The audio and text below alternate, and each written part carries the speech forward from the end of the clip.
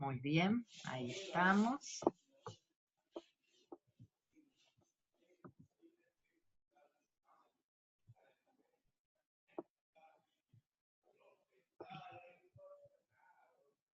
Ahí están viendo, chicos.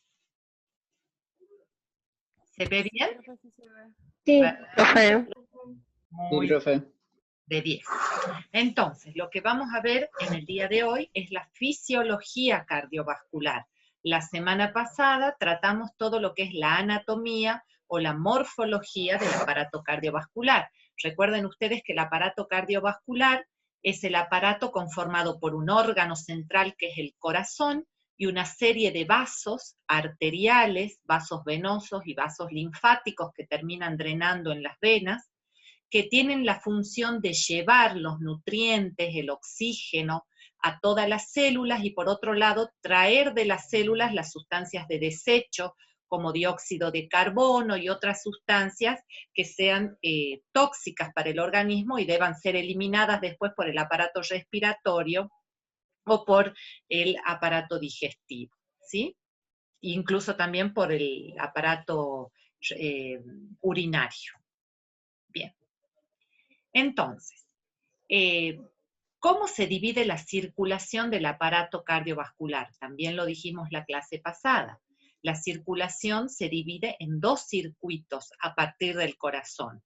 Lo que entendíamos como circulación mayor, también conocida como circulación general o sistémica o de la nutrición, y la circulación menor o la circulación pulmonar o también conocida como central, y por otro lado, que no habíamos mencionado la clase pasada, un tipo de circulación especial dentro de la general, es decir, dentro de este primer grupo, un tipo de circulación especial que se llama la circulación porta o el sistema porta, que a su vez se subdivide en el sistema porta hepático y el sistema porta hipofisario. Son los dos sistemas porta que tenemos en el organismo.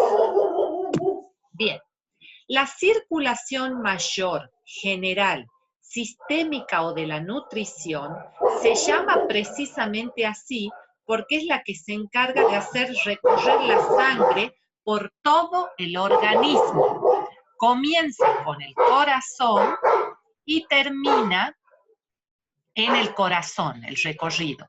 Específicamente, el recorrido de la sangre va a comenzar en el ventrículo izquierdo del corazón. Esperen un segundo, voy a cerrar la ventana por el ruido de los perros, espérenme.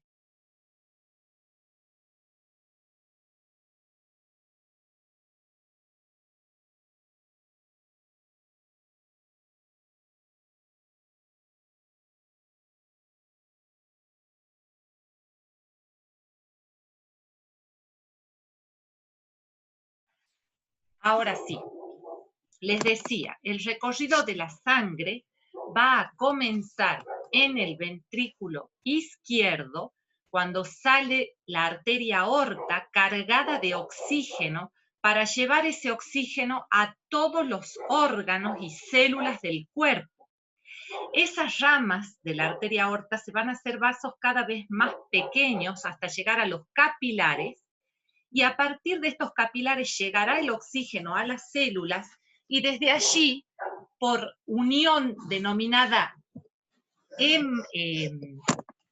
ay, que no me va a salir el término, anastomosis, por la unión denominada anastomosis, se va a continuar con capilares venosos, a partir de los cuales se van a formar las venas, que van a traer la sangre carbooxigenada, es decir, con dióxido de carbono, producto de la respiración celular.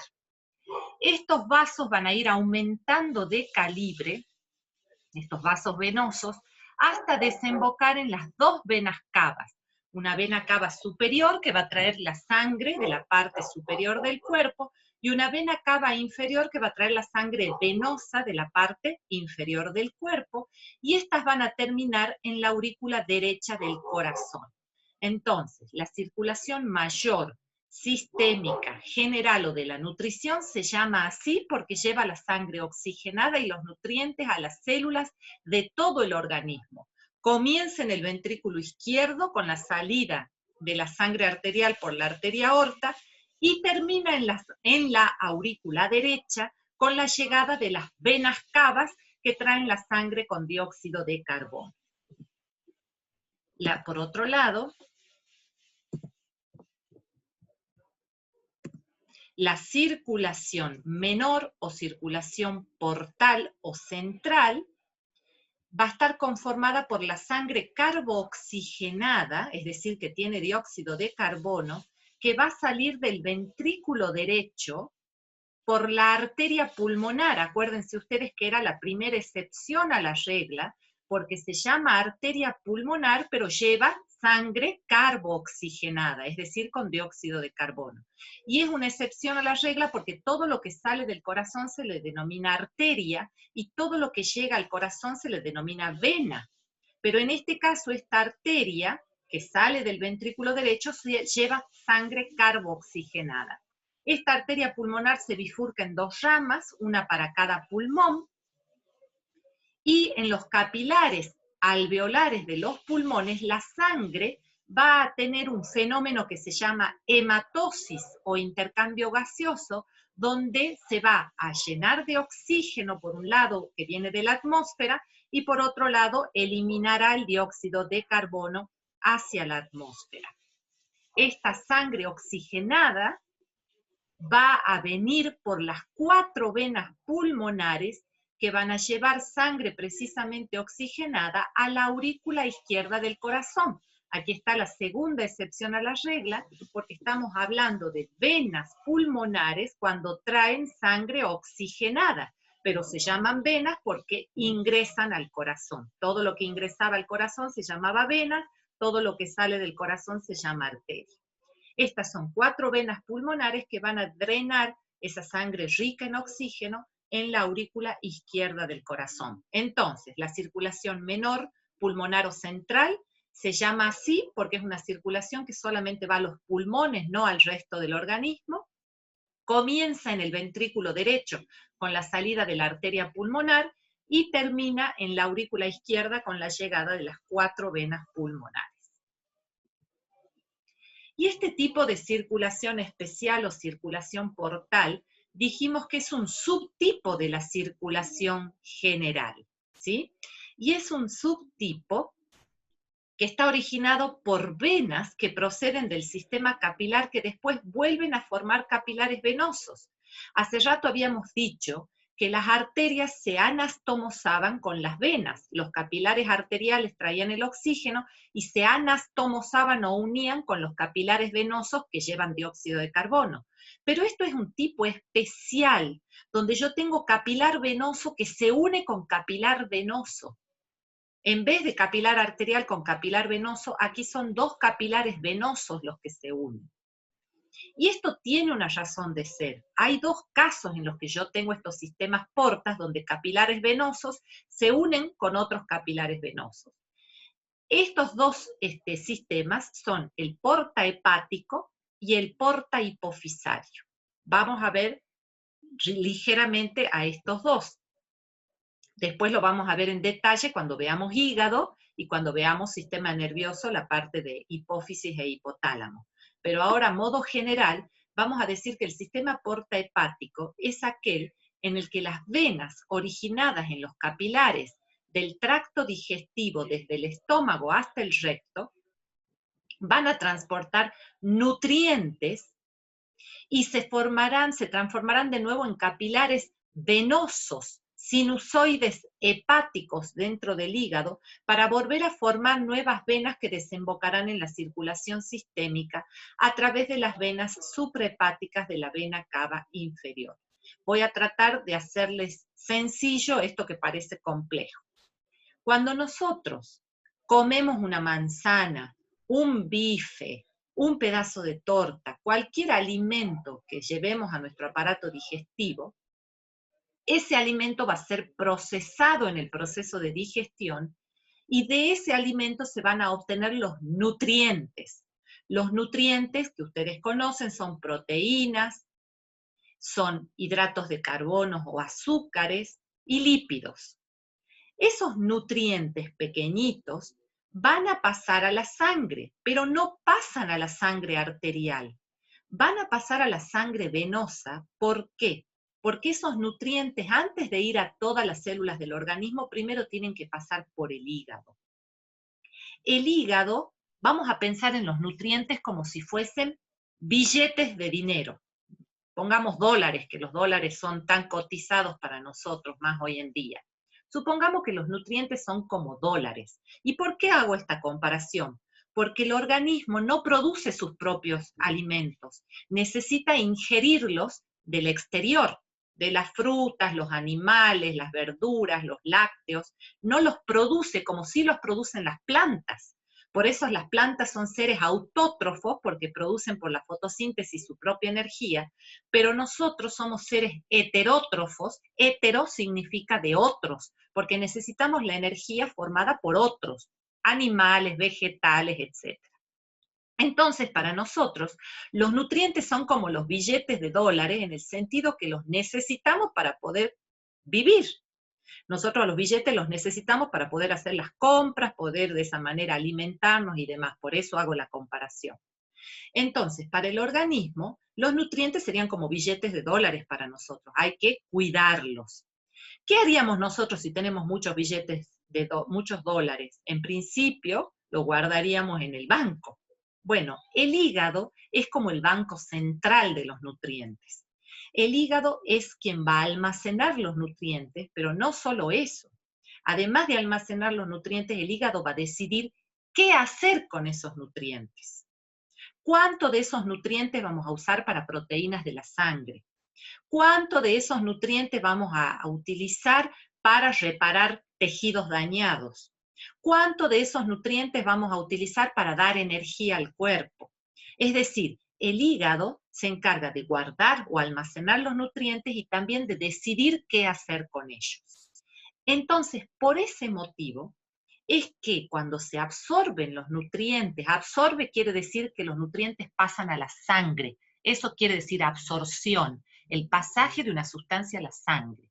Cuando los nutrientes se absorben en el tracto digestivo, desde el estómago hasta el recto, como les dice aquí, siendo el intestino delgado sobre todo el que más absorbe por naturaleza, cuando los nutrientes son absorbidos, en vez de ir a la sangre arterial, van a ir por las venas al hígado, para que el hígado lo almacene al nutriente y decida qué hacer con él, y luego por estas venas suprahepáticas van a desembocar en la vena cava inferior para llegar al corazón, y ya desde el corazón sí hacer todo el circuito menor y después el mayor para que ese nutriente llegue al organismo en general, ¿sí? Ese es el motivo por el cual nosotros tenemos un sistema porta en el hígado. Y el otro sistema porta, que es el de la hipófisis, es debido a qué. Primero les explico a qué y después mencionamos lo que dice el Paul. El sistema porta hipofisario también, como todo sistema porta, es un sistema que comienza en capilar venoso y termina en capilar venoso, porque aquí necesitamos una comunicación muy estrecha entre el hipotálamo, que está en el encéfalo, y la hipófisis, que asentaba en la silla turca del hueso esfenoide, si ustedes se acuerdan de principio de año. La hipófisis es una glándula endocrina que asienta en la silla turca del esfenoides, y que tiene que tener una íntima relación con el hipotálamo, que es otra estructura del encéfalo, y para que haya una unión entre ellas dos, porque hay hormonas que van a circular del hipotálamo a la hipófisis, para que esta unión ocurra vamos a tener ese capilar venoso entre el hipotálamo y la hipófisis. Por ese motivo tenemos estos dos sistemas portas. En el caso del sistema porta hipofisario, la arteria hipofisaria superior, que procede de la carótida interna, se va a ramificar en una primera red de capilares en la eminencia media. Estos capilares van a formar las venas hipofisarias, que descenderán por el tallo hipofisario para comunicar hipotálamo con hipófisis, y originará una segunda red de capilares venosos en la adenohipófisis. Por eso tengo dos redes de capilares venosos, las venas hipofisarias y la red de capilares venosos de la adenohipófisis, que van a terminar drenando en la yugular interna. Bien, A continuación vamos a hablar de las propiedades del corazón. ¿Y a qué nos referimos con las propiedades del corazón? Aquí entramos específicamente a la fisiología cardíaca. El corazón tiene propiedades que son exclusivas de él, digamos, de este órgano. Las tres primeras, fíjense ustedes que tienen una llave. ¿Por qué tienen una llave estas tres primeras? Porque estas tres tienen que ver con el sistema de conducción. ¿Se acuerdan que lo vimos en la clase pasada? Igual se los muestro y ya vuelvo. Ese es el sistema de conducción, el que comenzaba con el nódulo sinusal, luego con el aurículo ventricular, después con el haz de His y las fibras de Purkinje. Eran esas células especializadas que parecían casi como sistema nervioso y que se encargaban de generar el impulso que después iba a dar consecuencia al latido cardíaco. Yo les decía que era como el enchufe que uno tiene que poner para poder ver la tele o escuchar música. Es el impulso eléctrico, el sistema de conducción, que estaba formado por el nódulo sinusal, el aurículo ventricular, el haz de His y las fibras de Purkinje. Bien, estas tres primeras propiedades del corazón tienen que ver con ese sistema de conducción. Y esas propiedades van a ser el automatismo, también conocida como cronotropismo, la conducción, o también conocida como dromotropismo, dromo quiere decir correr, por eso conducción, y la excitabilidad, o también conocida como batmotropismo. Estas tres propiedades, automatismo, conducción y excitabilidad, tienen que ver con el sistema de conducción. Habíamos dicho que el automatismo era la capacidad del sistema de conducción de generar su propio latido. Ese es el automatismo. El primero que tiene automatismo es el nódulo sinusal.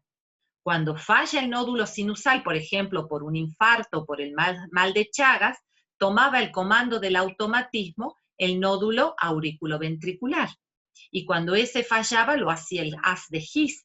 Pero como por supuesto los latidos, la capacidad de generar latidos es cada vez menor, en el caso de que ya tome el automatismo el haz de His, vamos a tener que recurrir a aplicar un marcapasos, ¿sí? La otra propiedad es la de conducción. Recuerden ustedes que el nódulo sinusal no está unido con el aurículo ventricular como pareciera acá con esta imagen.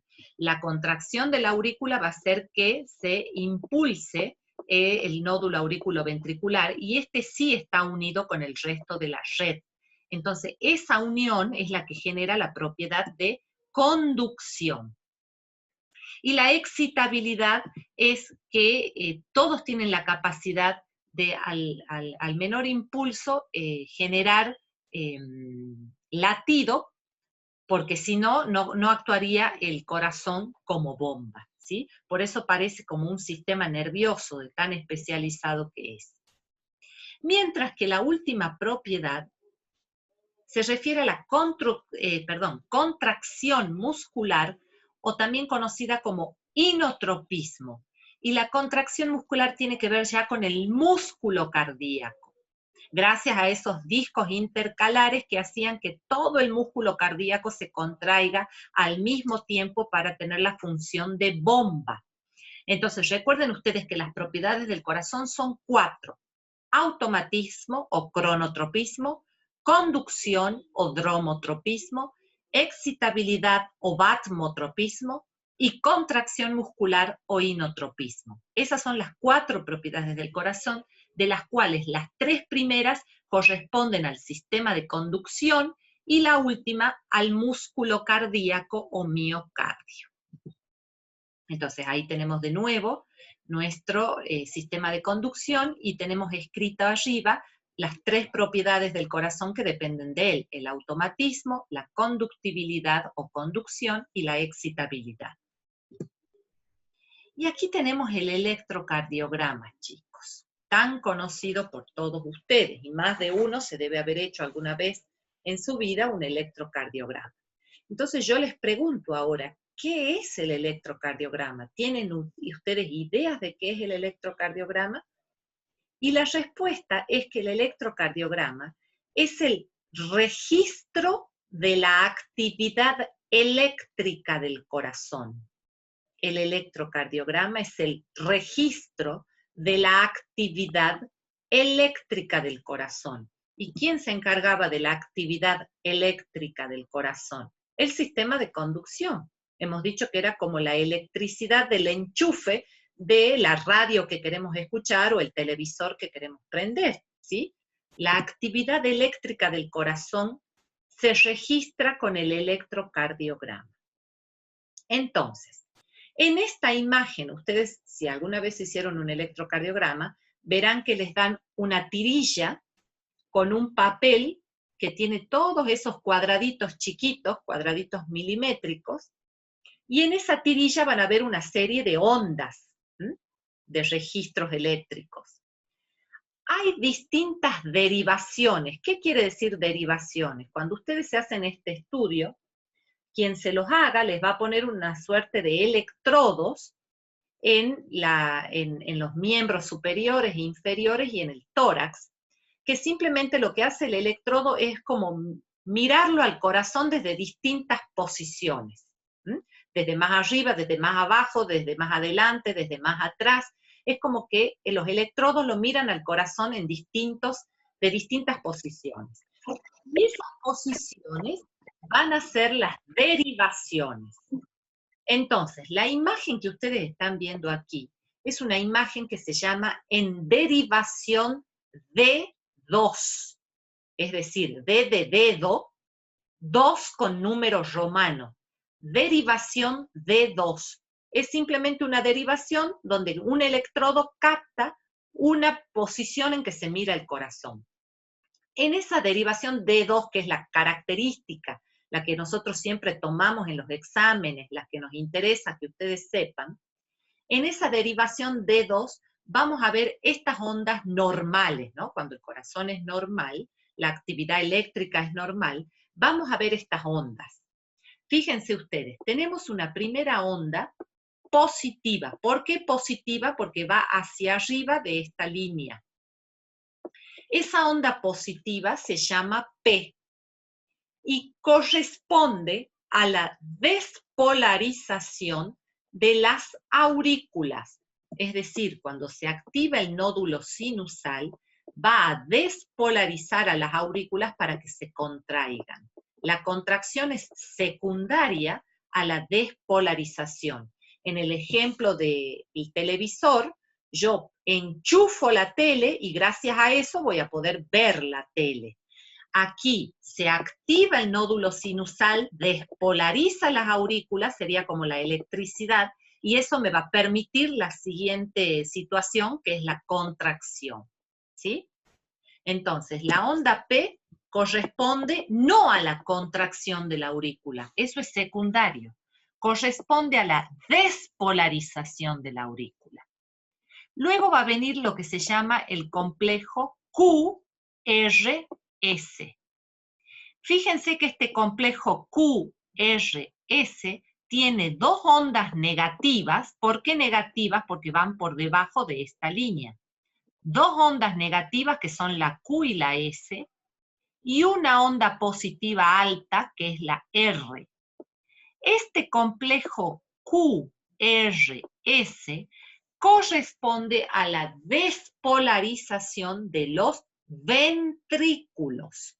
Despolarización de los ventrículos, es decir, el sistema de conducción despolariza los ventrículos y como consecuencia después se van a contraer los ventrículos. Pero este registro lo que me representa es la despolarización de los ventrículos. A continuación viene lo que se llama otra onda positiva, que es la onda T. ¿Por qué se llama positiva? Porque va por arriba de esta línea.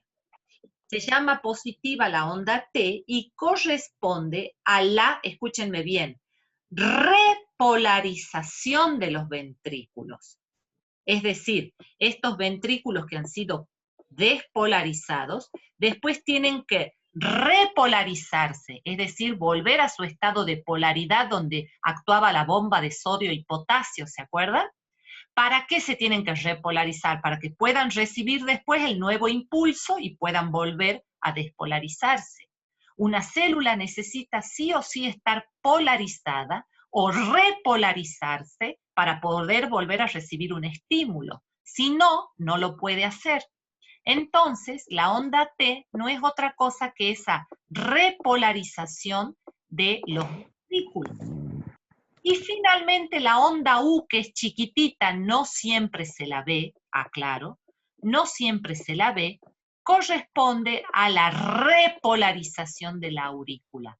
¿Y por qué no siempre se la ve? Porque generalmente queda enmascarada por la onda T, porque siempre el ventrículo conlleva mayor despolarización porque son más grandes y tienen que manejar más volumen de sangre.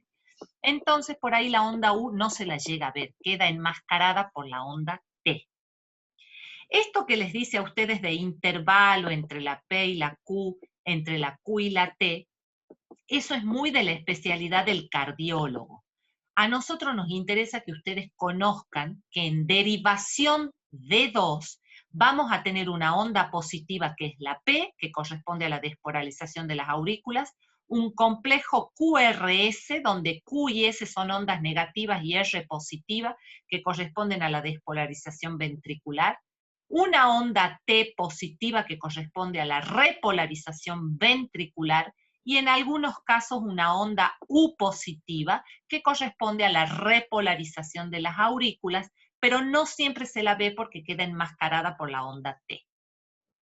Ahora sí vamos a la cuarta propiedad, que era la propiedad de contracción del miocardio o músculo cardíaco. Esto no tiene nada que ver con el sistema de conducción. En todo caso, va a ser la consecuencia del sistema de conducción. Ustedes siempre acuérdense cuando enchufan el televisor. La consecuencia de enchufar el televisor es que puedo ver el programa de televisión, pero si no enchufo, si no tengo la parte eléctrica, no voy a ver nada, ¿sí? Entonces, la contractilidad o inotropismo es la contracción del corazón como consecuencia de la actividad eléctrica que nos dio el sistema de conducción. Entonces, en esta contractilidad o inotropismo, yo tengo que hablar de 2 leyes que son muy importantes y que generalmente son preguntas de exámenes parciales y finales. La ley de Frank y Starling y la ley del todo o nada. La ley de Frank-Starling se refiere a que cuanto más se dilate o distienda el músculo cardíaco en la diástole, más fuerza se producirá en la sístole. Y esto se lo compara con un elástico. Hagan ustedes en su cabecita, imaginen ustedes el siguiente ejemplo. ¿Qué pasa si yo les doy a cada uno de ustedes un pedazo de elástico? Y les digo, tiren el elástico mucho y después suéltenlo. ¿Qué va a pasar? En la medida que más lo estiran, al soltarlo, más fuerte va a venir la contracción de ese elástico. Ahora yo les digo, estírenlo más, ustedes lo estiran más, y cuando lo suelten, más fuerte va a ser la contracción de ese elástico. Cuanto más distiendo el elástico, más fuerza va a tener la contracción después. Entonces la ley de Frank-Starling le dice que cuanto más se distiende el miocardio en diástole, más fuerza va a tener después para expulsar esa sangre en la sístole. Ahora, ¿qué pasa si yo les digo, llamen a algún familiar de ustedes o compañero y díganle que les agarre una punta del elástico, ustedes agarren la otra punta del elástico y díganle al compañero que camine y camine y camine por lo menos una cuadra agarrando la punta del elástico, y ustedes se quedan agarrando la otra punta de este lado. ¿Qué va a pasar? El elástico se va a hacer finito, se estira, que ya no da más, ustedes tienen que hacer un montón de fuerza cada uno en un extremo, y cuando ya les diga suelten el elástico, ya las fibras del elástico tanto se han distendido que se han roto. Entonces al soltar el elástico, cae más una tira que parece un piolín que un elástico, porque ya no vuelve a contraerse. ¿sí? Y eso es lo que sucede con la insuficiencia cardíaca. Cuando yo al corazón lo sobrecargo, por ejemplo, por una hipertensión arterial, o lo sobrecargo, por ejemplo, por una alteración de una de las válvulas cardíacas, lo que va a suceder es que el corazón va a tener que hacer más fuerza para contraerse, porque yo lo estoy sobrecargando. Pero llega un punto que cuando la sobrecarga sea mucha, va a pasar como el elástico que lo estiro hasta que se rompen sus fibras. No va a poder contraerse adecuadamente y ahí va a aparecer la insuficiencia cardíaca. ¿Sí? Ese es el mecanismo de Frank y Starling. La ley del todo nada ustedes ya la conocen porque ya la hemos mencionado. Se refiere a la presencia de los discos intercalares que tiene el músculo cardíaco que le permiten al corazón contraerse como bomba, todas las fibras musculares al mismo tiempo. Que eso no pasa, por ejemplo, con los músculos esqueléticos de los brazos. Yo si hago 10 flexiones de brazos, se contraen un grupo de músculos. Si hago 20, se van a contraer más músculos. Si hago 50, se contraerán todos los músculos del brazo. Pero en el caso del corazón, esté yo durmiendo o esté corriendo, se tienen que contraer todas las fibras musculares. ¿Aumentará la frecuencia cardíaca? Sí, si estoy corriendo versus si estoy durmiendo. Pero en los dos casos se tienen que contraer todas las fibras musculares para poder hacer el efecto de bomba. Para eso necesitamos los discos intercalares. Y esa es la ley del todo o nada. Se tienen que contraer todas juntas o nada, las fibras musculares cardíacas. Y ahora sí pasamos a lo que es el ciclo cardíaco. ¿Y a qué nos vamos a referir con ciclo cardíaco? A los eventos mecánicos que suceden en el corazón durante un latido. Entonces, vamos a ir aclarando los conceptos para que no se les mezclen, chicos. Por un lado tenemos el concepto de circulación mayor y menor, que hemos visto al principio. Circulación mayor, la que sale por la aorta, lleva la sangre a todas las células y vuelve a la aurícula derecha. Y circulación menor, la que salía del ventrículo derecho con la arteria pulmonar, va a los pulmones para el intercambio gaseoso y vuelve con las venas pulmonares a la aurícula izquierda. Eso es circulación mayor y menor. Sistema de conducción, ya lo hemos visto, tiene que ver con el nódulo sinusal, auriculoventricular, etcétera, que son esas células tan desarrolladas que parecen sistema nervioso y que se encargan de la actividad eléctrica. Propiedades del corazón son 4: automatismo, conducción, excitabilidad y contracción o inotropismo.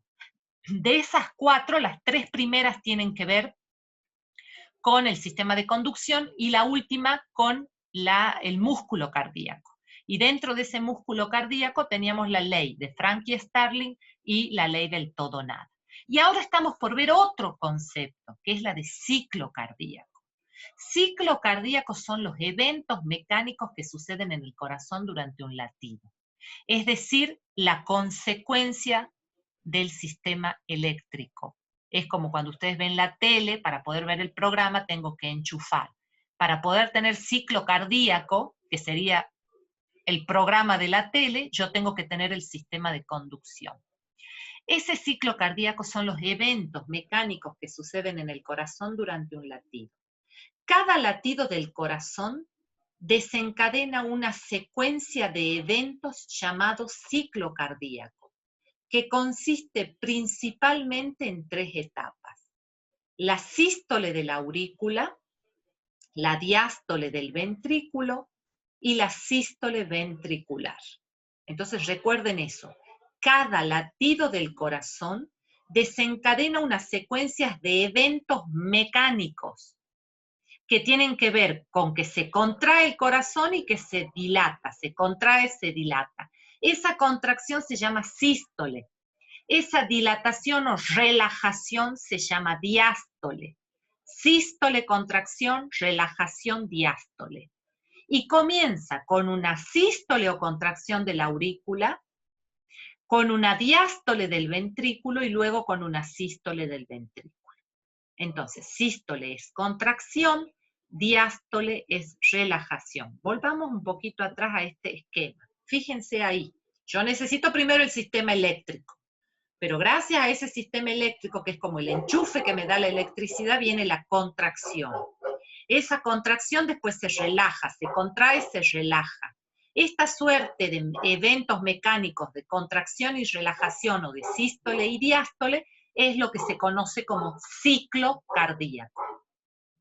¿Cómo comienza el ciclo cardíaco? Fíjense en la animación, con la sístole de la aurícula, que va a llevar la sangre a los ventrículos. Mientras la aurícula está en sístole, los ventrículos tienen que estar relajados o en diástole para poder recibir la sangre que está viniendo de la aurícula. Y una vez que se llenaron los ventrículos, esta sangre tiene que ser expulsada a las arterias, aorta y pulmonar, según si estemos en el lado izquierdo o en el derecho, gracias a la sístole ventricular, ¿sí? Entonces, vamos a ver aquí, en este esquemita, el ciclo cardíaco, que son estos eventos mecánicos que estamos mencionando. Primero comienza con la diástole de las aurículas, es decir, sale sangre de las aurículas a sus respectivos ventrículos. La aurícula derecha, gracias a las válvulas tricúspides, que se abren, va a permitir la salida de la sangre hacia el ventrículo derecho, y la aurícula izquierda, gracias a esta sístole de la aurícula izquierda, se abrirá la válvula mitral y va a llenar de sangre el ventrículo izquierdo. Entonces, primero yo tengo sístole en la aurícula y diástole en los ventrículos para que puedan recibir esa sangre que viene de las aurículas. Luego, ¿qué voy a tener? Acá está específicamente la sístole, acá se está llenando los ventrículos, y gracias a la contracción o sístole de las aurículas se terminan de llenar los ventrículos. Entonces, sístole auricular se refiere a que terminan de llenar estas aurículas los ventrículos. Cuando ya los ventrículos están totalmente llenos, va a venir lo que se llama la sístole ventricular, es decir, la sangre que está en los ventrículos se va a expulsar gracias a la contracción de los ventrículos hacia la arteria pulmonar, del lado derecho, y hacia la arteria aorta del lado izquierdo. Esto va a ser debido a ¿quién? A las válvulas aórtica y a la válvula pulmonar, que va a permitir la salida de la sangre hacia las arterias. Entonces, lo primero que ocurre es la sístole de las aurículas. Acá en este dibujo les dice diástole porque se están llenando los ventrículos, pero para que se terminen de llenar tiene que haber una contracción de las aurículas, y eso se conoce como sístole auricular. Entonces comenzamos el ciclo cardíaco con la sístole auricular. Durante la sístole auricular las aurículas se van a contraer y proyectarán la sangre hacia los ventrículos, el lado derecho hacia el derecho, el lado izquierdo hacia el izquierdo. La duración de esta contracción de la aurícula o sístole auricular es de 0,1 milisegundos. 0,1 milisegundos. Una vez que la sangre ha sido expulsada de las aurículas, las válvulas auriculoventriculares entre las aurículas y los ventrículos se tienen que cerrar, porque si no se cierran, la sangre va a querer volver. Entonces estas válvulas se tienen que cerrar. Esto va a evitar el reflujo de la sangre hacia las aurículas de nuevo. Cuando se cierran esas válvulas auriculoventriculares, que recuerden ustedes que se llama tricúspide del lado derecho y mitral del lado izquierdo, cuando se cierran esas válvulas, se produce el primer ruido del latido del corazón. Entonces, ¿a qué corresponde el primer latido del corazón, el primer ruido del corazón? Corresponde al cierre de las válvulas auriculoventriculares, que como del lado derecho maneja más sangre, lo que más se siente es no dije del lado derecho, del lado izquierdo maneja más sangre, el ruido que más se va a sentir es el de la válvula mitral, Por eso ustedes en algunas bibliografías pueden encontrar como que el primer ruido cardíaco corresponde al cierre de la válvula mitral. Eso no quiere decir que no se cierre también la tricuspidia, sí se cierra, pero es tanto el volumen de sangre que maneja el lado izquierdo del corazón, que lo que suena más es la válvula mitral. Entonces el primer ruido cardíaco corresponde al cierre de las válvulas auriculoventriculares, sobre todo de la mitral. Vamos ahora al segundo evento, que es la sístole ventricular. La sístole ventricular implica la contracción de los ventrículos, expulsando la sangre hacia el sistema circulatorio. Una vez que la sangre es expulsada, las dos válvulas sigmoideas o semilunares, la pulmonar del lado derecho y la aórtica del lado izquierdo, se van a cerrar para evitar el reflujo de sangre desde las arterias a los ventrículos. ¿Esto cuánto va a durar? 0,3 segundos o 3 milisegundos, que es lo mismo. 0,3 segundos o 3 milisegundos. El cierre de estas válvulas van a conformar el segundo ruido del latido del corazón. Entonces, cuando termina de salir la sangre de los ventrículos, se tienen que cerrar estas válvulas para que no vuelva la sangre hacia ellos. Ese cierre, estas válvulas, acuérdense ustedes que se llamaban sigmoideas o semilunares. La del lado derecho es la pulmonar y la del lado izquierdo es la aórtica, porque tienen el mismo nombre de las arterias que salen de ellos. Cuando esas válvulas se cierran, va a aparecer el segundo ruido cardíaco. Entonces, cuando les pregunten a qué corresponde el segundo ruido cardíaco del latido del corazón, la respuesta es al cierre de las válvulas sigmoideas o semilunares. Nuevamente, como el lado izquierdo maneja más sangre, el cierre de la válvula aórtica va a ser mucho más fuerte que el de la válvula pulmonar. Por eso es que en algunas bibliografías ustedes pueden encontrar que el segundo ruido cardíaco corresponde al cierre de la válvula aórtica. Esto no quiere decir que no se cierre la pulmonar. Sí se cierra también, pero queda enmascarado el ruido por el de la válvula aórtica, que maneja más volumen de sangre. ¿Cuánto dura esta sístole ventricular? 0,3 segundos, que es lo mismo que decir 3 milisegundos. Entonces aquí tengo precisamente cómo sale la sangre en la sístole ventricular. Para eso se tienen que abrir las válvulas sigmoideas o semilunares, pero luego deben cerrarse para que la sangre no vuelva. Ese cierre corresponde al segundo ruido cardíaco. Y finalmente, la diástole ventricular es la relajación de todas las partes del corazón para permitir la llegada de la sangre. En el ventrículo dura 0,4 segundos o 4 milisegundos. El total entonces del ciclo cardíaco, si yo sumo estos 0,4 segundos con estos 0,3 segundos y con este 0,1 segundo, el total del ciclo cardíaco es de 0,8 segundos, que es lo mismo que decir 8 milisegundos, ¿sí?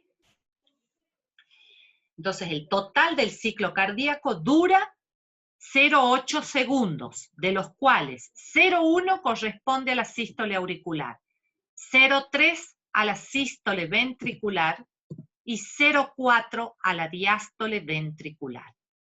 La expulsión rítmica de la sangre provoca el pulso que nosotros sentimos cuando nos tomamos el pulso en las arterias, sea en la carótida, en la muñeca, cuando tomamos la arteria radial.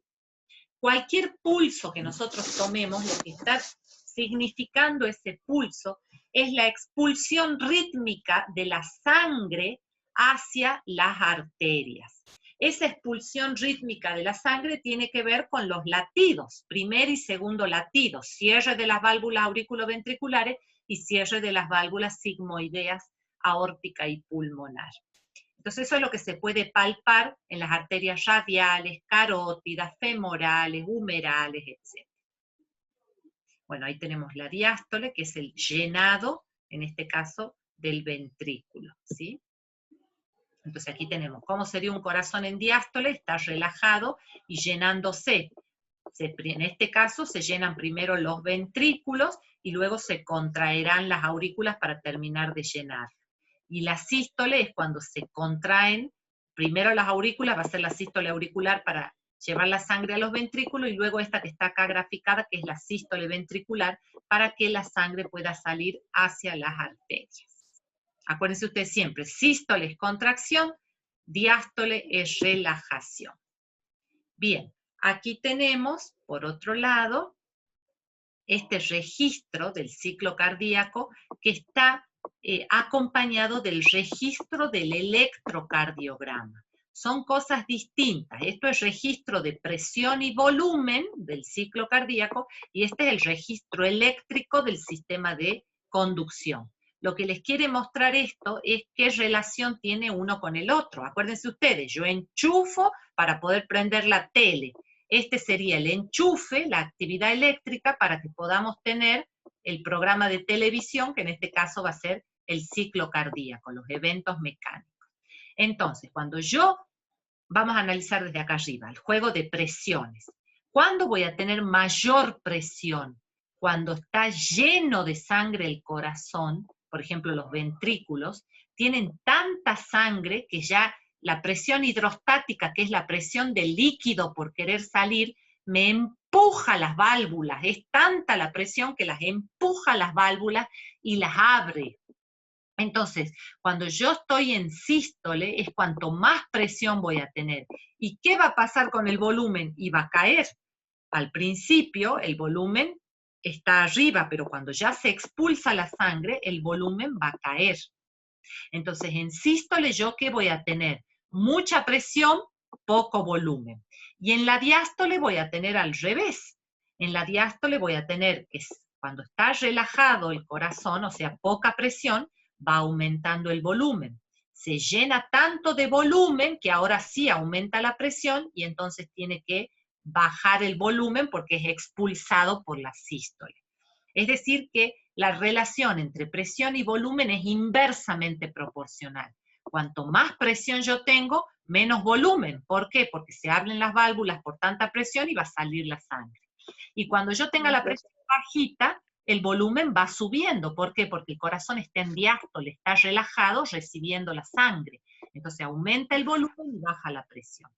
Y aquí la correlación con el electrocardiograma, lo que vemos es que para que se contraiga la aurícula, primero tengo que tener la despolarización. Luego que se contraiga la aurícula, tengo que tener la despolarización del ventrículo para que se pueda contraer el ventrículo. Y después vienen las ondas de repolarización de ventrículo y de aurícula que me van a permitir poder tener un nuevo ciclo cardíaco. Si yo no tengo repolarización, no se puede volver a despolarizar. Entonces, aquí tenemos nuestro querido estetoscopio, que es el instrumento que nos va a permitir escuchar los latidos del corazón. Entonces, ¿qué son los ruidos cardíacos o latidos del corazón? Acuérdense ustedes, cierre de la válvula mitral y tricúspide, es decir, aurículo-ventriculares, el primer ruido, y luego cierre de las válvulas sigmoideas o semilunares, aórtica y pulmonar, el segundo ruido. Entonces, las vibraciones que me determinan esos ruidos corresponden siempre al cierre de las válvulas, nunca a las aperturas. Son los cierres los que suenan, no las aperturas de las válvulas, ¿sí? Entonces, aquí tengo las 4 válvulas en esta posición del esquema del corazón. Veo las válvulas auriculoventriculares, tricúspide, la pulmonar que está acá, la tricúspide, perdón. Y, por otro lado, no, estoy señalando mal, acá está, la tricúspide, que tiene 3 válvulas. Esta es la válvula aurículo-ventricular derecha, y la bicúspide, que es la que tiene 2 valvas, que esta es la mitral, que corresponde a la aurículo-ventricular izquierda. Por otro lado, voy a tener las 2 semilunares o sigmoideas, que van a ser la válvula aórtica del lado izquierdo y la válvula pulmonar del lado derecho. Entonces, el cierre de estas dos válvulas me va a determinar el primer ruido, y el cierre de estas dos válvulas me va a determinar el segundo ruido.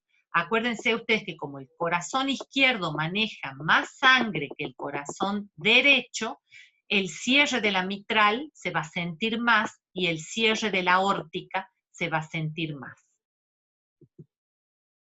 Entonces, la apertura de las válvulas siempre debe ser silenciosa. Si no lo es porque hay una patología de las válvulas.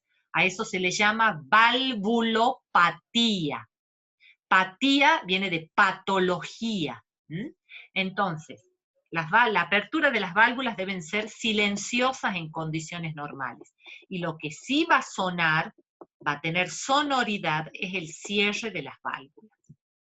Y ahora, chicos, yo les voy a hacer escuchar un audio para que perciban el ruido cardíaco normal. Acuérdense ustedes que el primer ruido es el que suena, corresponde al cierre de las válvulas auriculoventriculares, y el segundo ruido corresponde al cierre de las válvulas sigmoideas o semilunares. El espacio que va desde el primer ruido al segundo ruido corresponde a la sístole, y el espacio que va desde el segundo ruido hasta el primer ruido corresponde a la diástole. Entonces, quiero que escuchen ahora cómo se siente cuando uno pone un estetoscopio en el tórax, cómo se siente el ruido del corazón, el primer y segundo ruido. Cuando ustedes escuchen el primero, acuérdense que corresponde ¿a quién? Al cierre de la válvula mitral y tricúspide, y el segundo ruido al cierre de la válvula aórtica y pulmonar. Entre el primer y segundo ruido, ese espacio que está entre el primero y el segundo es la diástole, y entre el segundo y el siguiente primero, perdón, es la sístole, y entre el segundo y el primero va a ser la diástole. Ahora escuchen.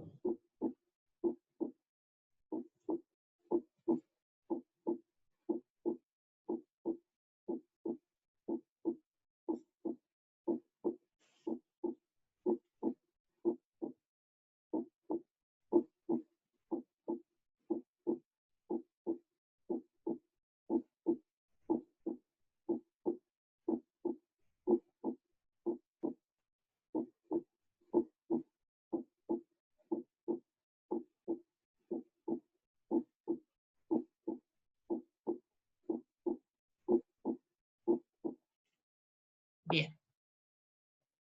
Así se escucha, chicos, el corazón en condiciones normales.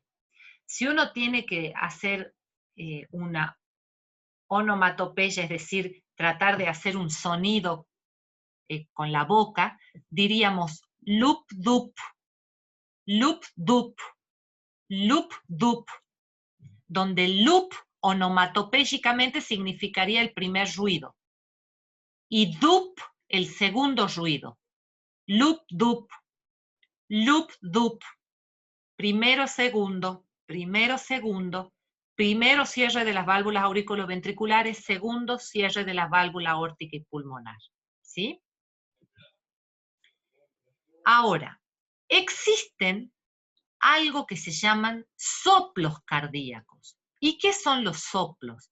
La presencia de otros ruidos que no son los que acabamos de escuchar. De hecho, si ustedes han prestado atención al audio, entre el primero y el segundo hay como un espacio o un silencio. Escuchen, loop, dup. Entre el loop y el dup hay un pequeño silencio. Lup, dup, lup, dup. Y entre el segundo ruido y el primero que sigue, vuelve a haber otro silencio. Escuchen. Lup, dup, lup, dup, lup, dup.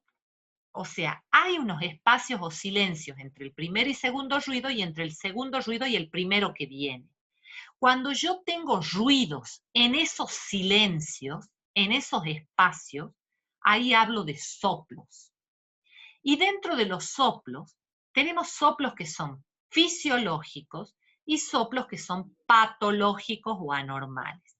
Los fisiológicos se los ven en niños, jóvenes, atletas, mientras que los anormales se los ven en adultos y dan mucha sintomatología, es decir, falta de aire, cansancio, etcétera, ¿sí? Fatiga, etcétera. Y el cuarto ruido es cuando uno siente también un ruido que no tiene que estar y corresponde a la contracción de las aurículas. Yo les voy a hacer escuchar ahora para que sientan cómo es un ruido patológico. Esto es un cuarto ruido y tiene que ver con la contracción auricular. Y esta contracción no se tiene que escuchar en condiciones normales. Si la estamos escuchando es porque el corazón está sobrecargado y tiene que hacer una fuerza extra. Entonces escuchen esto.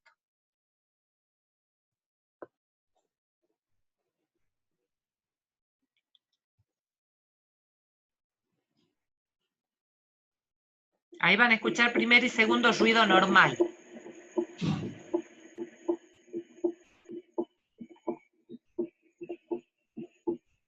Eso es normal. Eso es un soplo. Tercer ruido.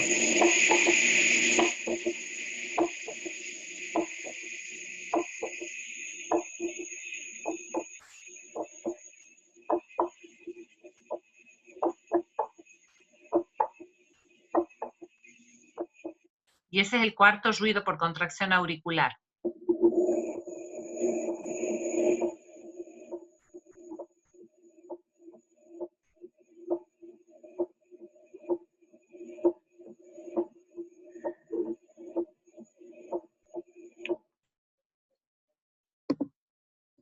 Por supuesto que hay que ir haciendo el oído, chicos, ¿no? Hay que ir haciendo el oído.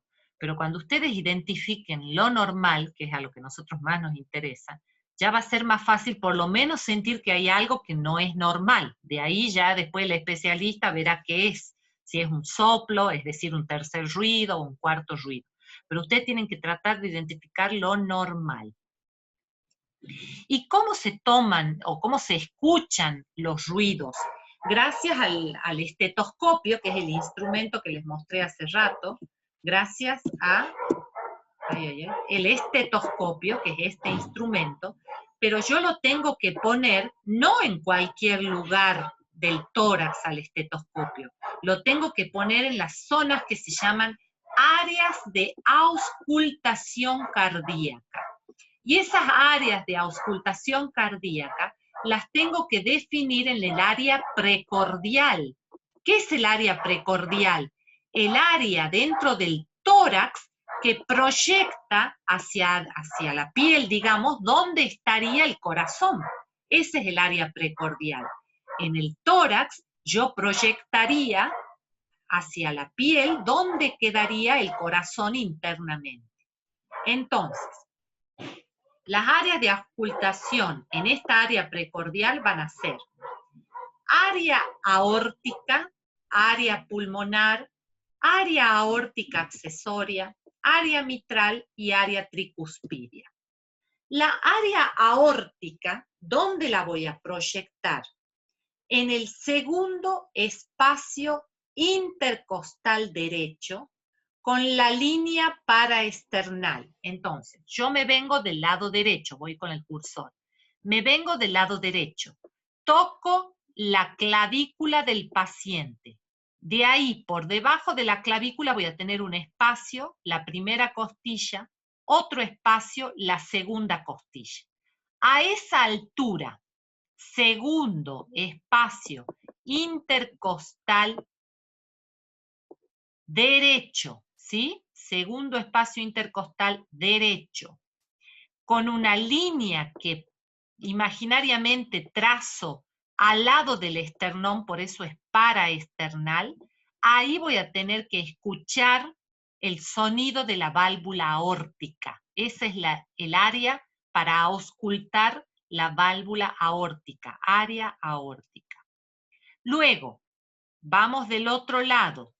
Segundo espacio intercostal, hago lo mismo, toco la clavícula, ahí hay un espacio, luego la primer costilla, un espacio, la segunda costilla, y ahí está el segundo espacio. El segundo espacio intercostal izquierdo, con la línea paraesternal, es decir, una línea imaginaria que está al costado del esternón, ahí voy a tener mi segundo punto, que es el área pulmonar, para poder poner ahí el estetoscopio y escuchar a la válvula pulmonar. Luego tengo un área aórtica accesoria que también me puede servir para escuchar la válvula aórtica, que es en el tercer espacio intercostal izquierdo.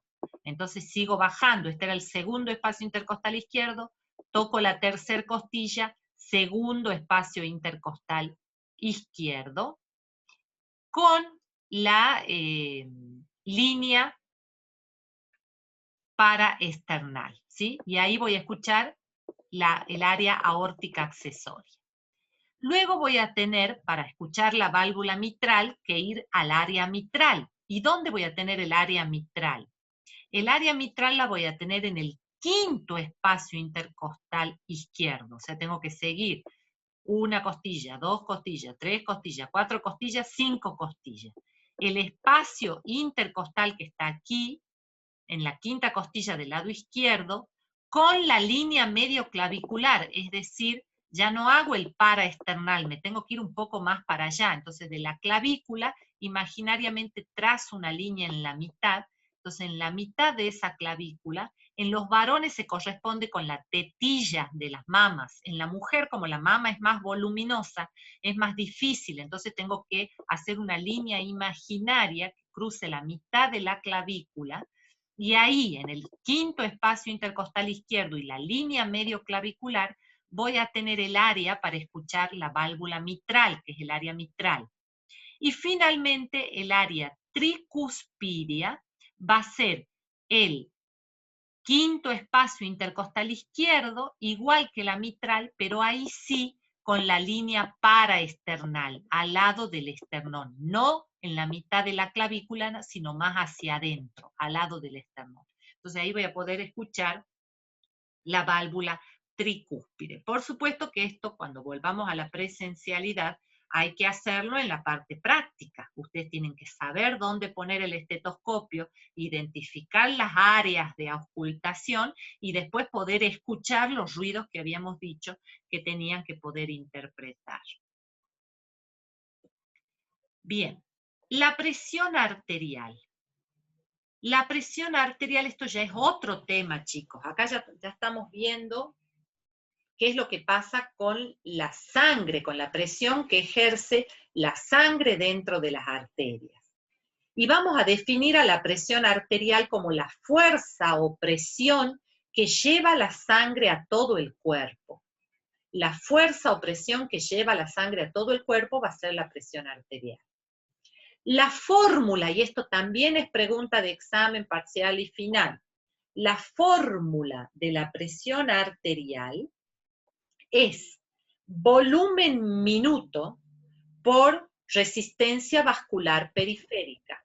Al volumen minuto también se lo conoce como gasto cardíaco, es decir, la cantidad de sangre que sale de los ventrículos por minuto. Eso quiere decir volumen minuto, gasto cardíaco. Cantidad de sangre que sale por los ventrículos por minuto. Por supuesto, del lado izquierdo va a salir mucho más sangre que del lado derecho. Por eso generalmente se contabiliza más la sangre que sale del lado izquierdo. Y la resistencia vascular periférica es la resistencia que oponen los músculos lisos de las arterias. ¿Se acuerdan ustedes que las arterias tenían tres capas? El endotelio, la muscular y la adventicia. Y la muscular de las arterias es una capa gruesa de músculo liso. Y esa capa es la que da la resistencia a la sangre que sale del corazón. ¿Cómo se mide la presión arterial? Les pido por favor que apaguen los micrófonos, chicos. Yo ya desde acá no lo puedo hacer, porque si no tengo que salir de la proyección. Así que fíjense de apagar los micrófonos. ¿Cómo se mide la presión arterial? Con un instrumento que se llama tensiómetro. El tensiómetro va a permitir valorar la presión arterial en milímetros de mercurio. Cuando volvamos a la presencialidad, también una de las cosas que hay que aprender es a usar el tensiómetro y poder tomar la presión.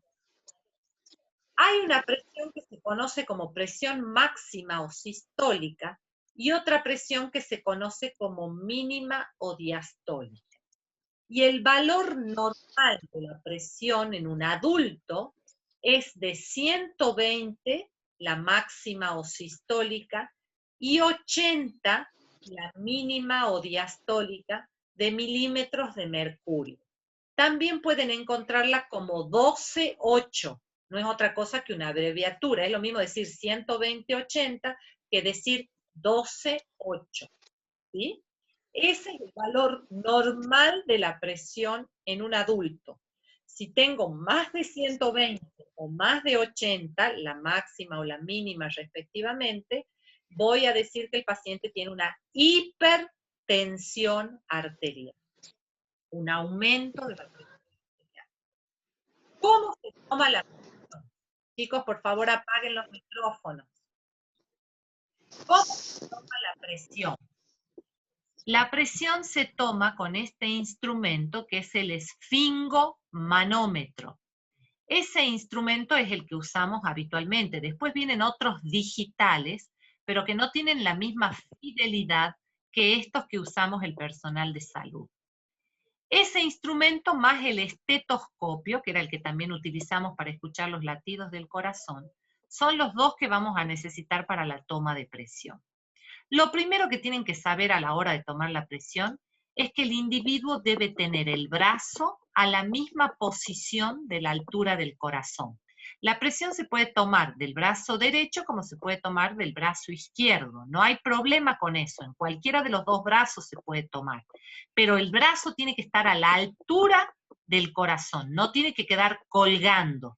Fíjense ustedes cómo acá el médico le hace poner el brazo sobre la mesa para que quede a la altura del corazón. No le toma de este lado colgando. ¿Sí? Si la persona está acostada, no hay problema, porque al estar acostada, está en la misma altura el brazo que el corazón. Otro dato importante a tener en cuenta es que la persona no tiene que tener ropa que le ajuste.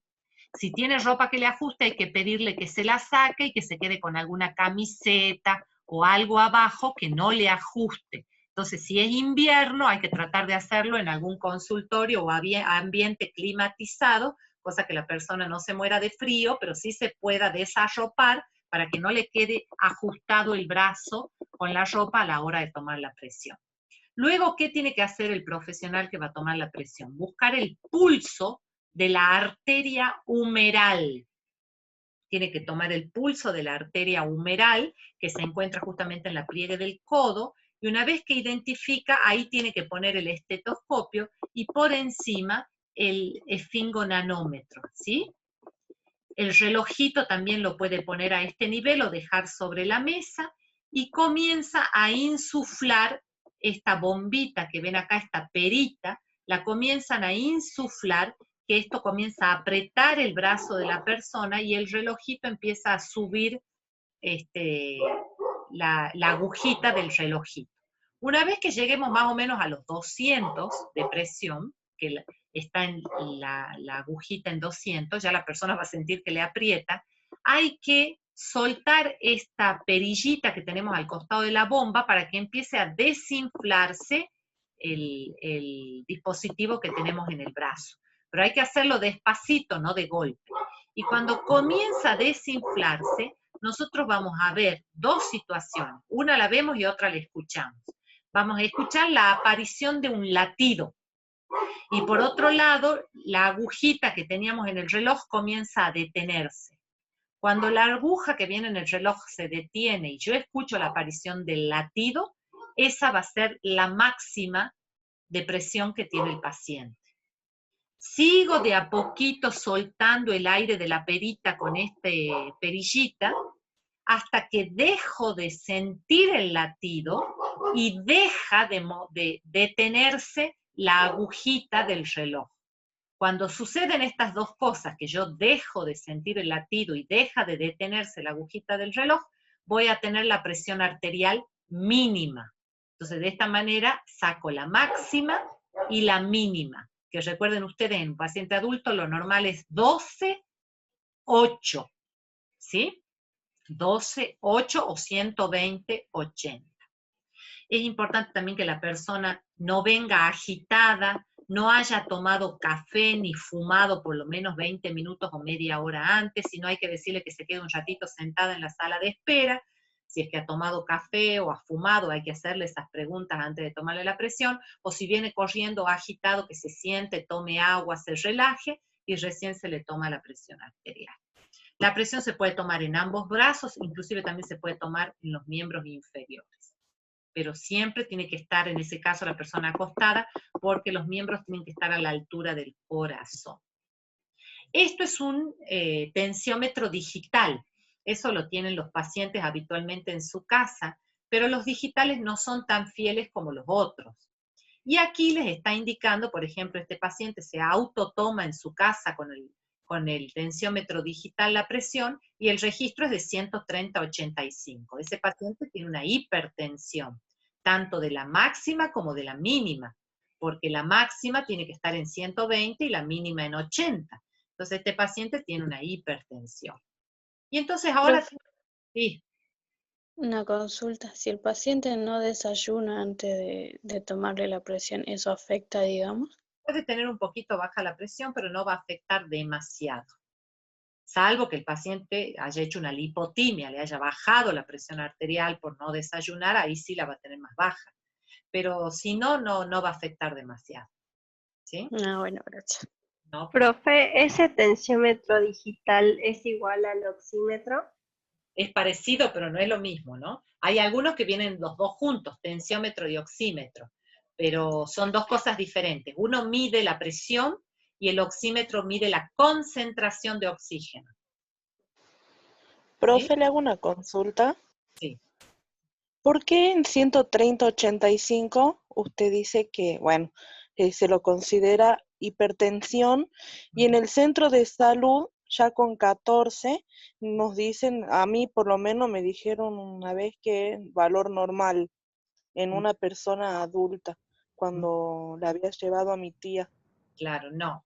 A ver, hay muchas clasificaciones, digamos, de presión normal y anormal, pero los cardiólogos hoy en día prefieren que se tenga hasta 120, por ahí en un paciente añoso, mayor, puede llegar a 13, pero los cardiólogos prefieren que no. Cuanto menos presión se maneje, menos riesgo de accidentes cerebrovasculares hay. Entonces, los cardiólogos prefieren que no se exceda de 90 o de 9 la mínima, y a lo sumo máximo 130 la máxima, en pacientes adultos. Lo que puede haber pasado por ahí con tu tía, no lo sé, es que ya venga manejando presiones altas, y dentro de las presiones altas que maneja, 14 es la más baja de las que venía manejando. Pero eso no quiere decir que no sea hipertensión. Es hipertensión. Lo máximo, como les digo, que se puede llegar a dejar pasar es hasta 130 en pacientes muy mayores. Pero los cardiólogos tratan de que las presiones sean por debajo de 120 y de 85 u 80 para evitar los riesgos de accidentes cerebrovasculares. ¿Mm? Profe, una consulta. Sí. Cuando la persona tiene 180 de presión, ¿qué riesgo corre? Eso es súper alto, de accidentes ¿La cerebrovascular. ACV? Claro, ACV es accidente cerebrovascular. Lo que pasa, chicos, también yo les voy a explicar lo siguiente. La presión, como la diabetes, son enfermedades silentes. ¿Qué quiere decir eso? Silenciosas. Yo no me doy cuenta que tengo la presión alta, yo no me doy cuenta que tengo el azúcar alta, hasta que mi organismo explota. Salvo que me haga estudios o me haga tomar la presión arterial. Estudios de sangre, digo, para ver el azúcar, o me haga tomar la presión arterial. Pero si no, yo ni me entero hasta que mi organismo explota. Por eso es que... Una consulta. ¿Y las personas que tienen síndrome metabólico y consumen insulina, puede variar algo la presión? No, en ese caso no varía la presión, pero sí tienen que tener la presión adecuada, porque ahí ya, al tener insulinoresistencia, Sí. al tener hipertensión arterial, es como que están sacando todos los números para hacer un infarto. Los tres riesgos de infarto, chicos, son azúcar alta, lípidos altos y hipertensión arterial. Esos son los tres riesgos. Es como cuando uno va a sacar un número para una lotería. Si yo me saco los tres números para la lotería, posta que me voy a sacar, pero esta lotería es nefasta, digamos. O sea, si yo tengo azúcar alta, tengo lípidos, o sea, triglicéridos y colesterol alto, y tengo hipertensión, estamos en el horno, digamos. Tengo riesgo de hacer infarto más que la población común. Entonces, insisto, estas enfermedades son silenciosas, la diabetes y la hipertensión. Por eso es que se hace tanto hincapié en hacerse controles periódicos, tomarse los registros, y que la presión no exceda en un adulto los 120/90.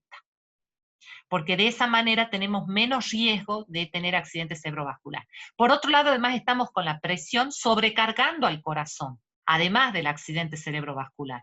¿Y qué hemos dicho que pasaba cuando se sobrecargaba el corazón por la ley de Frankie-Starling? Era como el elástico, ¿se acuerdan? Llega un punto donde el corazón va a ir a insuficiencia cardíaca. Entonces, por todo eso uno tiene que manejar presiones bajas. ¿Cómo puedo evitar la hipertensión y la diabetes? Con conductas de vida saludables, buena alimentación, actividad física, evitar el cigarrillo, el consumo de grasas. Eso es fundamental, evitar el sedentarismo, es decir, estar muchísimas horas sentado. Todo eso va a repercutir en mi calidad de vida y va a prevenir precisamente estas enfermedades crónicas silentes como la hipertensión y la diabetes. ¿Sí? Bien. Ahora, hay mecanismos que tenemos para regular esa presión arterial. Este tema, chicos, necesito que lo tengan bien presente porque es pregunta siempre de finales, de parciales, de todo. Presión arterial. Acuérdense ustedes que la presión arterial es la fuerza o presión que lleva la sangre a todo el cuerpo. La fórmula es volumen minuto gasto cardíaco por resistencia vascular periférica. Recuerden también que esa resistencia vascular periférica la determinan las arterias, porque son las que tienen esa capa de músculo liso que opone resistencia a la salida de sangre, no las venas, son las arterias las que determinan la resistencia vascular periférica. Se mide con el tensiómetro, se expresa en milímetros de mercurio, tenemos una presión máxima o sistólica y una mínima o diastólica, y que la fórmula normal es de 120/80 o 12/8 milímetros de mercurio en un adulto. Eso tiene que quedar clarito. La forma en que se debe tomar la presión arterial, bueno, esto es el tensiómetro digital, y ahora vienen los mecanismos que regulan la presión. Tenemos dos mecanismos comprobados y uno que es el rol de la sal en la presión arterial.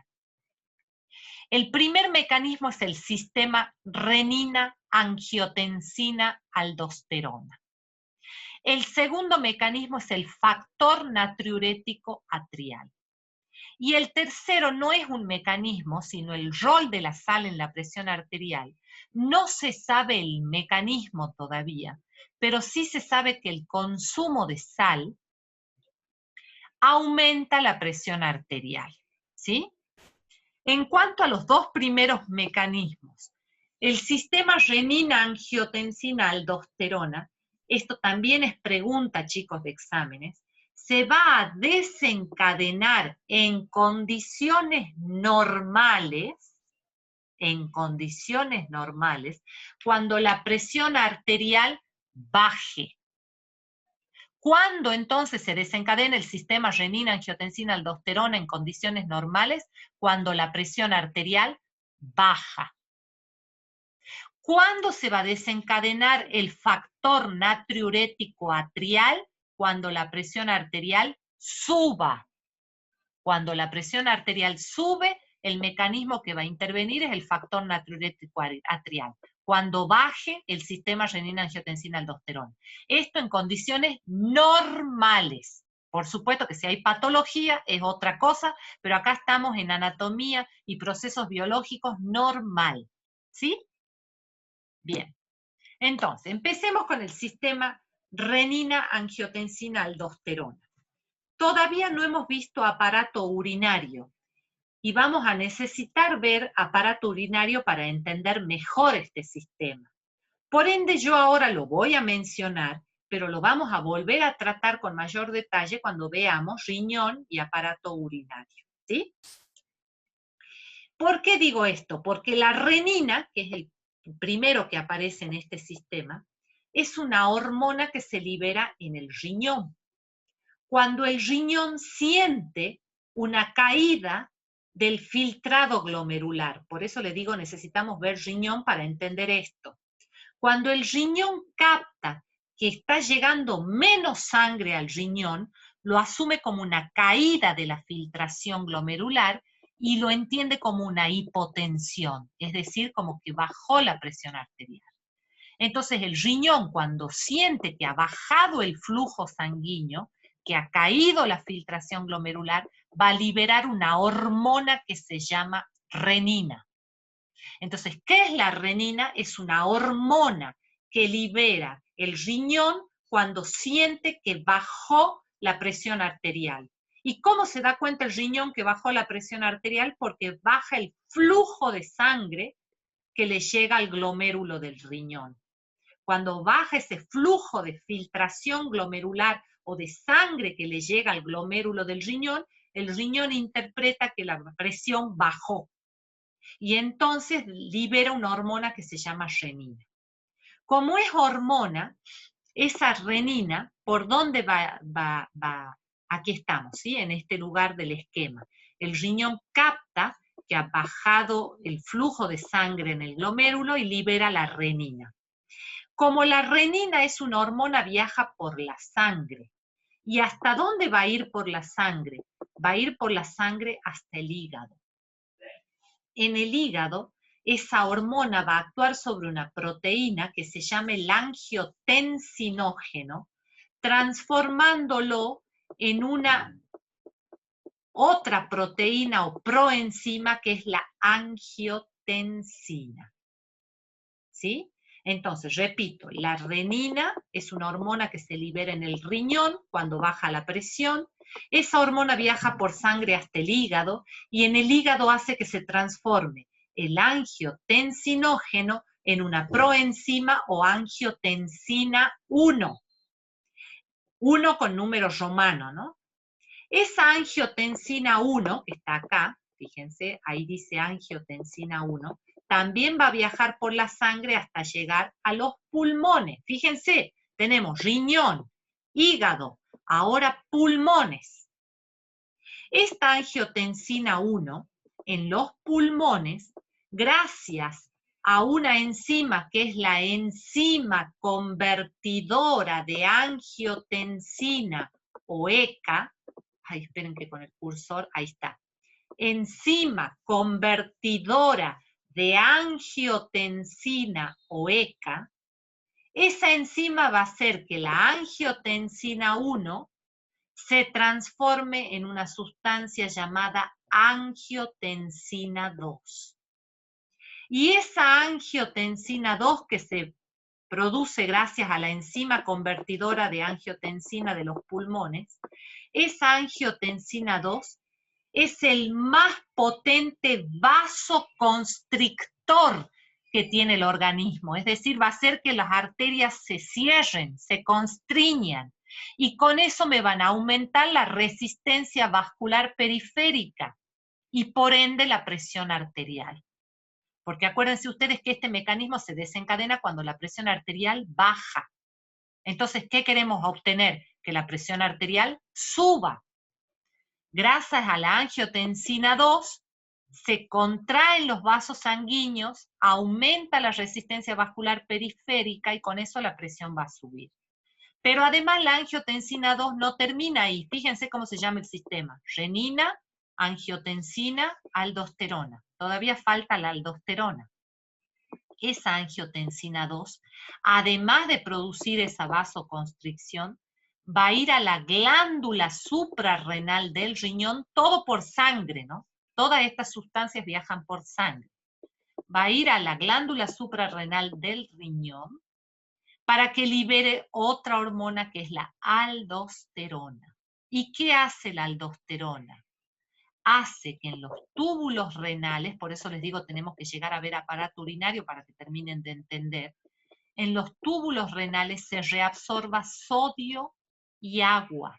De esa manera se aumenta el volumen minuto, que era la otra parte de la fórmula de presión arterial. Entonces la angiotensina 2 por un lado me contrae las arterias, aumentándome la resistencia vascular periférica, y por otro lado va a la glándula suprarrenal, donde se libera la hormona aldosterona que hace que se reabsorba sodio y agua, y de esa manera aumenta el volumen minuto. Entonces estoy aumentando los dos componentes de la fórmula de la presión, y por ende va a subir la presión arterial. Reitero, en condiciones normales. Cuando esto se libera en condiciones anormales, aparece la hipertensión. Por eso hay remedios o fármacos antihipertensivos que precisamente van, por ejemplo, contra la ECA, la enzima convertidora de angiotensina. ¿Pero por qué pasa eso? Porque es anormal, porque este sistema se está desencadenando cuando no corresponde. Este sistema es bueno, es un sistema natural de regulación del organismo para cuando la presión baja, únicamente.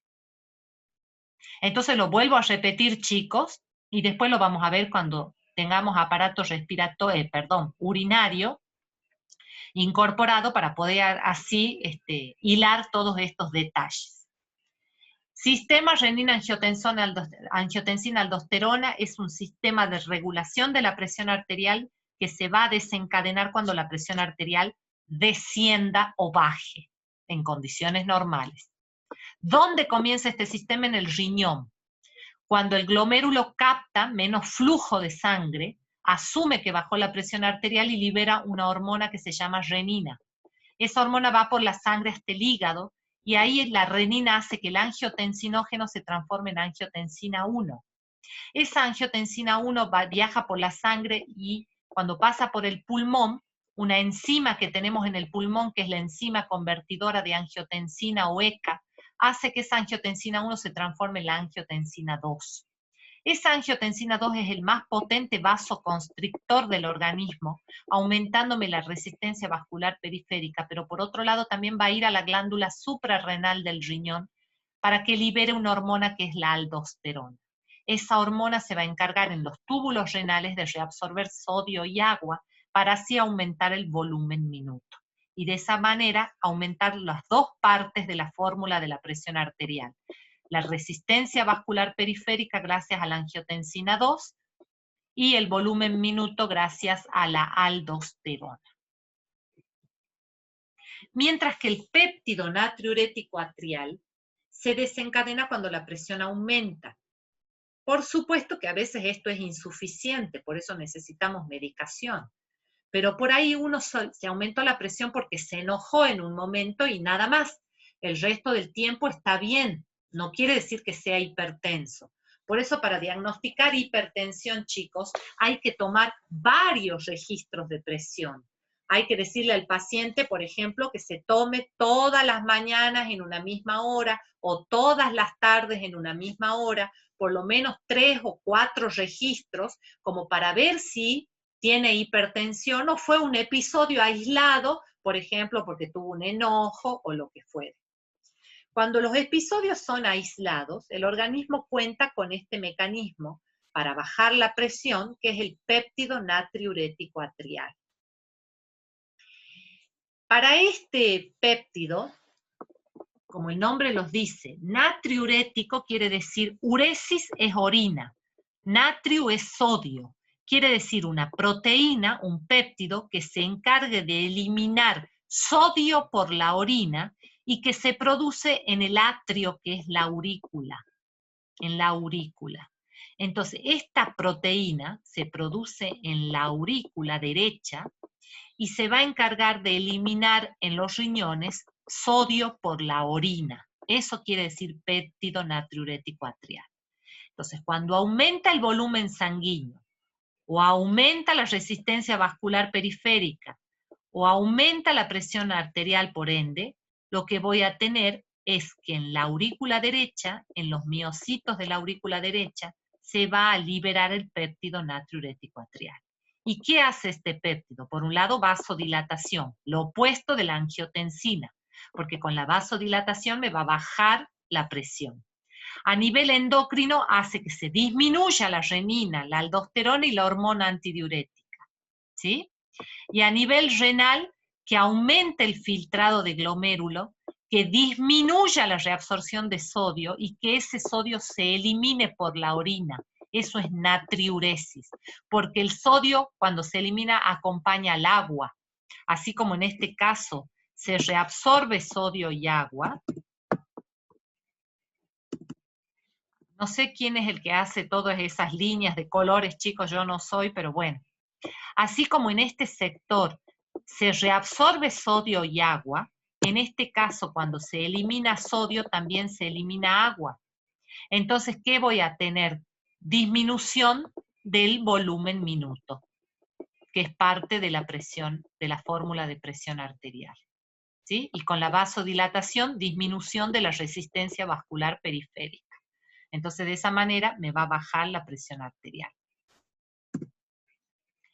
Bien, vamos a hablar un poquito de la aorta, ya vamos terminando, chicos, es una clase larga y sobre todo con muchos conceptos importantes, pero bueno, ya queda menos y todo esto les va a quedar tanto en el PowerPoint, que ya ha sido subido, como en la grabación de la clase de hoy, que ya se la voy a pasar a Huguito, una vez que se compagine la grabación, se la voy a pasar para que se la suba. La aorta es la principal arteria del cuerpo, ¿sí? Sale directamente del corazón, desde el ventrículo izquierdo, eso ya sabemos, y da origen a todas las arterias del sistema circulatorio, excepto las arterias pulmonares que salen del ventrículo derecho y que eran la excepción de la regla, acuérdense ustedes. Termina a la altura de la cuarta vértebra lumbar, la arteria aorta, donde se va a bifurcar en las arterias ilíacas primitivas que van a ir a cada uno de los miembros inferiores. Su porción central o proximal se conoce como callado aórtico o arco aórtico, y constando de una parte ascendente, tiene otra transversal y otra descendente que se llamará aorta torácica abdominal hasta que llega a las ilíacas primitivas.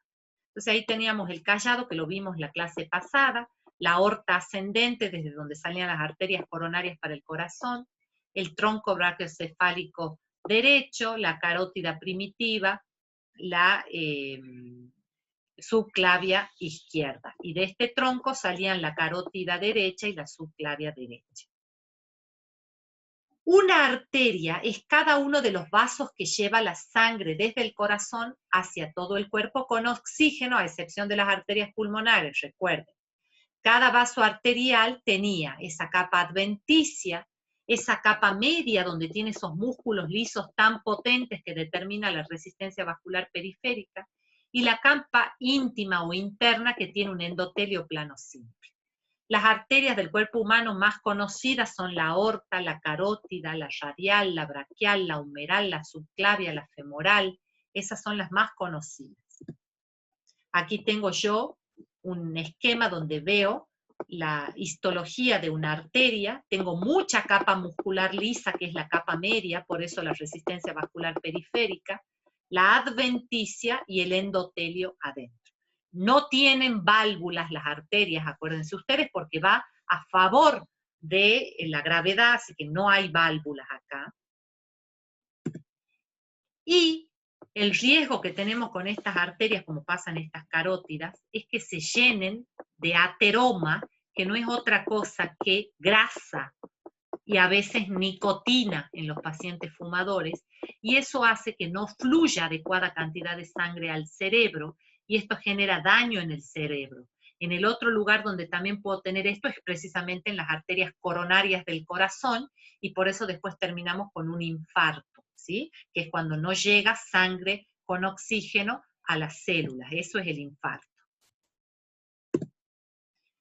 La arteria radial es la arteria del antebrazo, que proviene de la humeral y se la palpa a la altura de la muñeca por debajo del pulgar. Fíjense en esta imagen cómo usan 3 dedos para palpar el pulso. Los dedos que se usan son el índice, el medio y el anular. El índice y el anular tienen que comprimir un poquitito y el del medio es el que va a captar el pulso, es decir, cómo golpea el latido de la sangre en la arteria. Eso es parte de la parte práctica que espero en algún momento podamos hacer cuando lleguemos a la presencialidad. La arteriola es el vaso sanguíneo de menor dimensión. Las arterias se van transformando cada vez en más pequeñitas hasta llegar en arteriolas y después en capilares. Y, por supuesto, van a ser los puntos también donde más determinan la resistencia vascular periférica, porque tienen una gruesa capa muscular. Y aquí tenemos cómo las arterias se van transformando en arteriolas y luego en capilares. Esto yo ya lo tengo que ver con un microscopio, ya no lo puedo ver con los ojos, porque están entrando a las células. Y esos capilares, por anastomosis, se van a unir a los capilares venosos, que después se harán vénulas y finalmente venas, para llevar la sangre con dióxido de carbono y los residuos al resto del organismo.